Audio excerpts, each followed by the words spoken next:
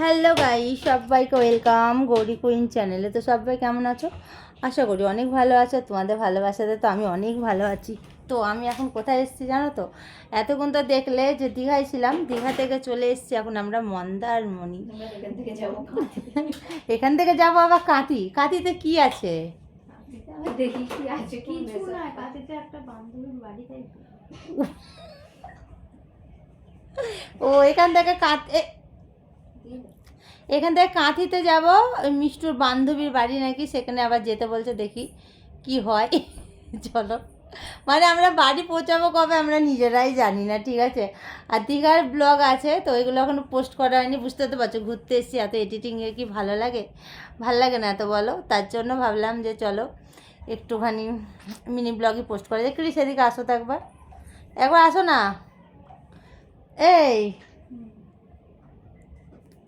আমায় কেমন লাগছে বলো তো? এই দিকটায় একটা তুমি ফটো না, ওইদিকে সরে যাও না, দেখেছো বন্ধুরা?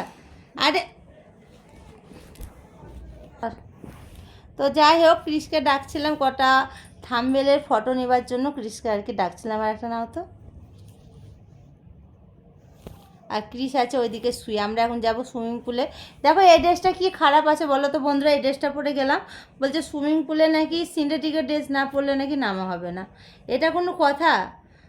সেটা নাকি এখন ভাড়া নিতে হবে, নাহলে কিনতে যেতে হবে। ভাড়া কেন নেবো? লোকের গায়ে কি কতবার কে জামা পরেছে, ইউজ করেছে, বাবা ওসব আমি পরতে পারি না।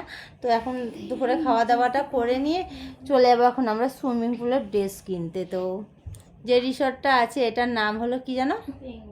পেঙ্গুইন। ওই রিসর্টটার নাম তো খুব সুন্দর, মানে এটা এত সুন্দর কি বলবো, আমার তো খুব ভালো লেগেছে। তো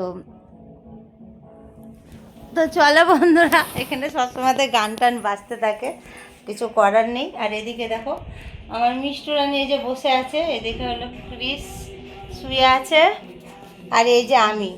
চলো বাই, টাটা।